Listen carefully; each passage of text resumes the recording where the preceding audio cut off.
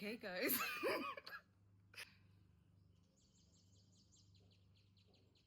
Hello.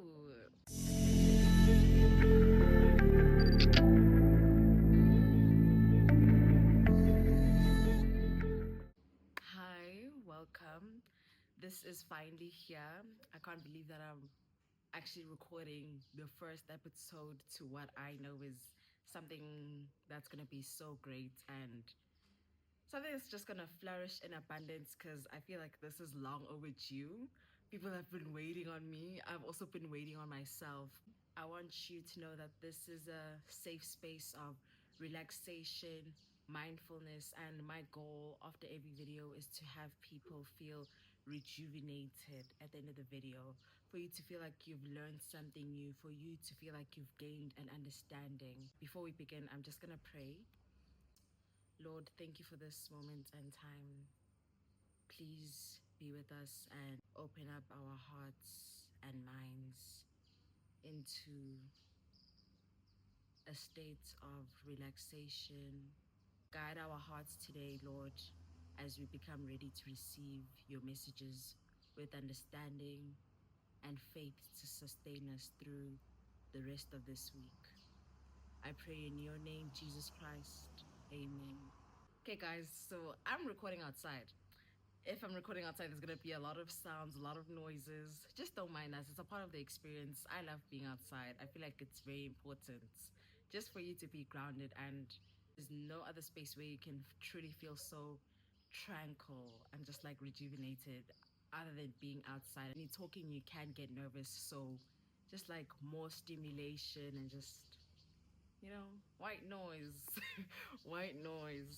My way of doing social media has changed a lot for like, let's say, the past 2 years. Because if you know me or like you've been following me for a really long time, you know that I've been always been on top of my game, always just interacted with my following, and I don't know, I just did what I did and people loved it.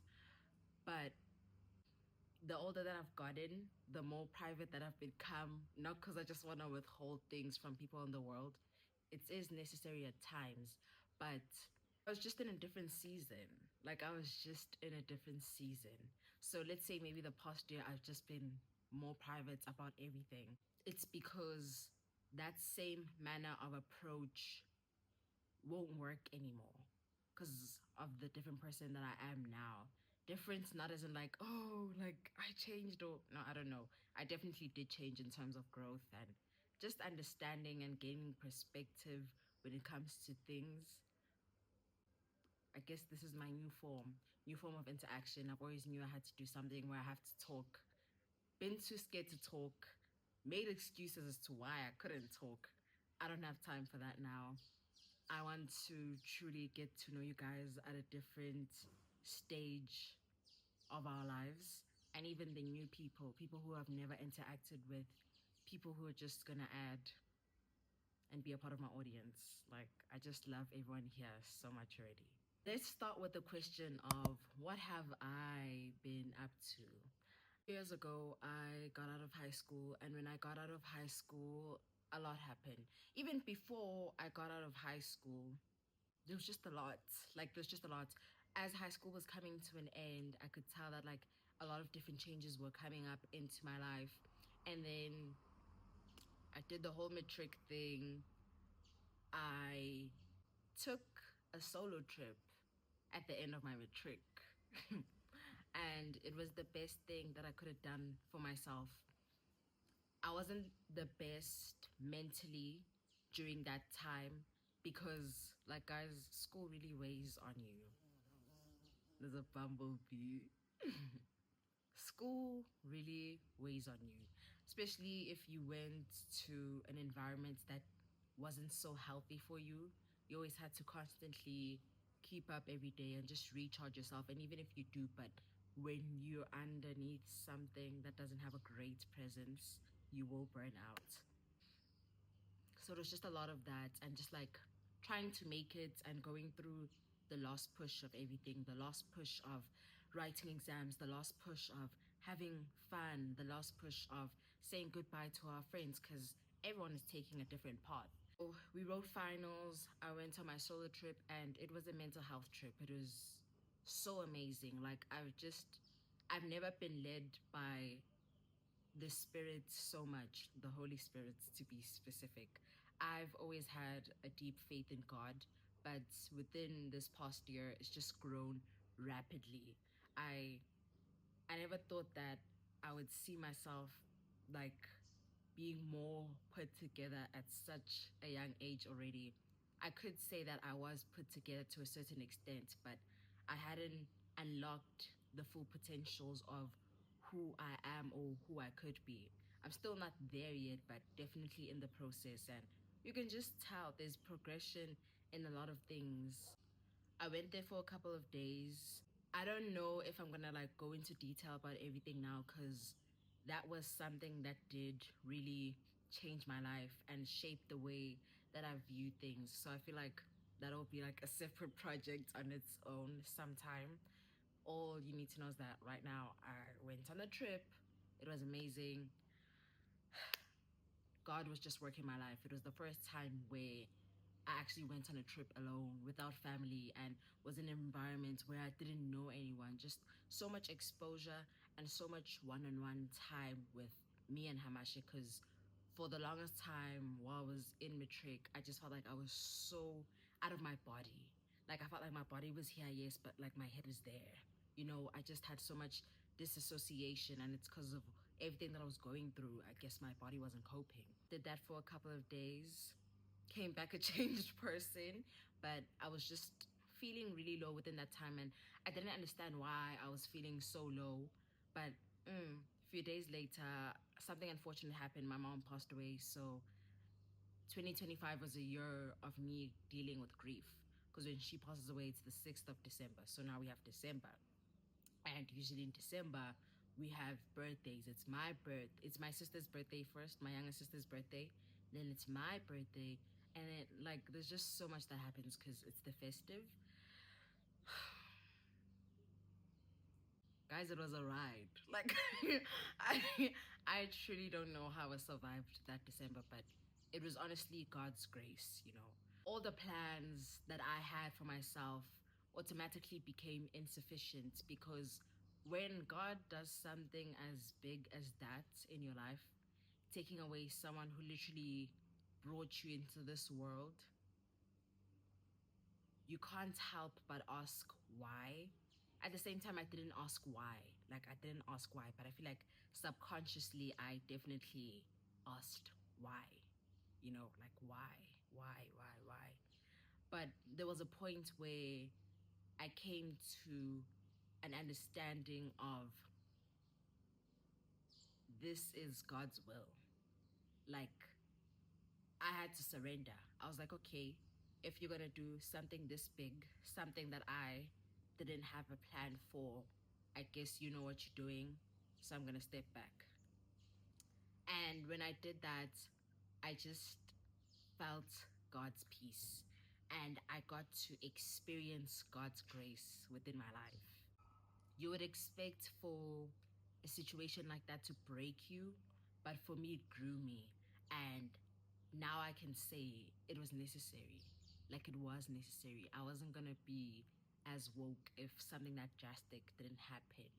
Because even if I didn't understand, let's say maybe the first 4 months of the grief, so like December, January, February, and March, those months were purely hell. I won't even lie, like the change of dynamic within my family, change of just everything, and me as a young person going out into the real world, trying to see what I can do for myself. Like it was a lot, but God sustained me every single day. He put me in an environment where I still had support and help. There was never a time where I lacked, even emotionally. Like that's what He does. That's why we say there's provision in Jesus Christ. Like literally, when you believe in God, when you believe there is provision for everything, as long as the path that you're on is led by God. Everything that you have to do must be spirit led. When we start allowing everything in our lives to be spirit led, it all starts coming together. Why? Because we're not operating off of our own understanding, off of our own knowledge and trust. Guys, your knowledge is so limited, especially when it comes to God. I feel like we try to think that we're like, oh, we're so smart, we're so. No, like you know life, but you don't know everything.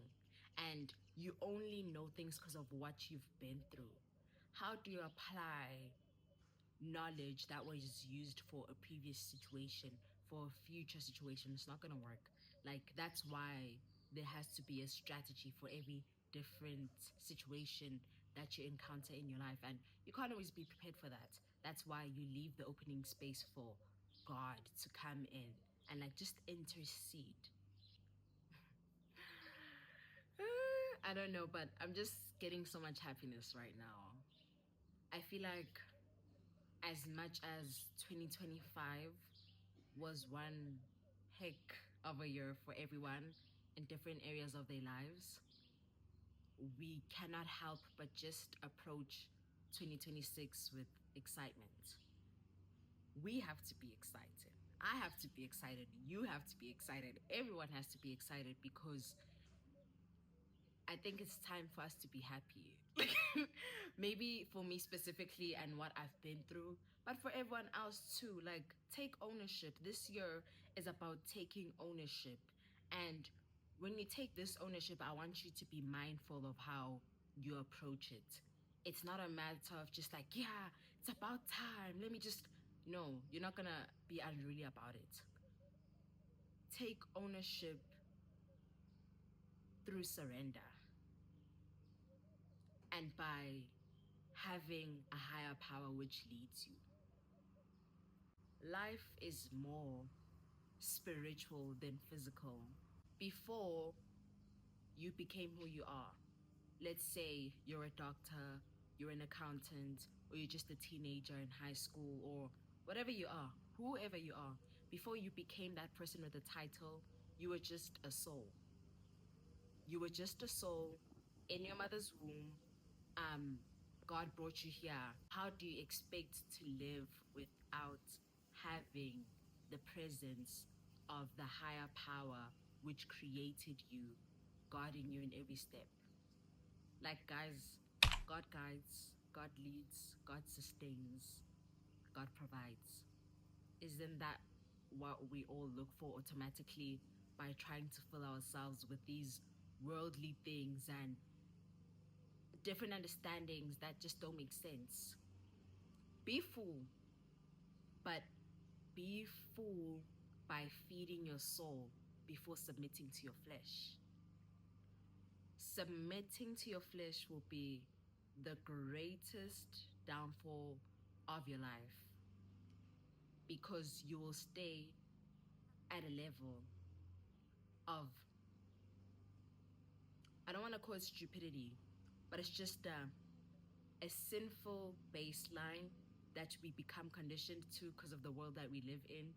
Remember who you are before you became who you are now. Remember who you are before you became who you are now. Find out who your soul is to you. And I don't have the first step and the second step of how you can do that. But go back to your purity. Go back to your purity. Go back to your childlike mind. Go back to your freedom of expression. Before you ever learned what it meant to be conditioned by something of this world, go back to that and see what that can do for you.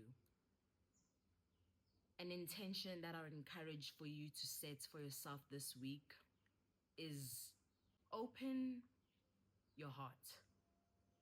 Open your heart to love, peace, compassion, and glorifying the Lord. Open your heart and see what that can do for you. You can open your heart by doing so many things.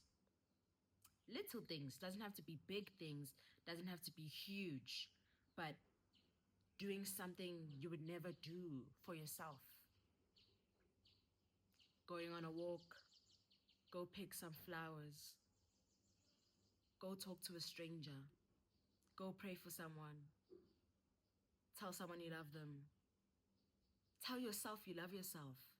Wake up every morning with a new affirmation. Find peace.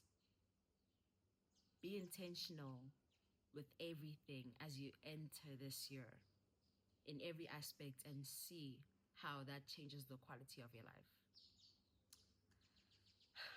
This is all I have for you guys this week.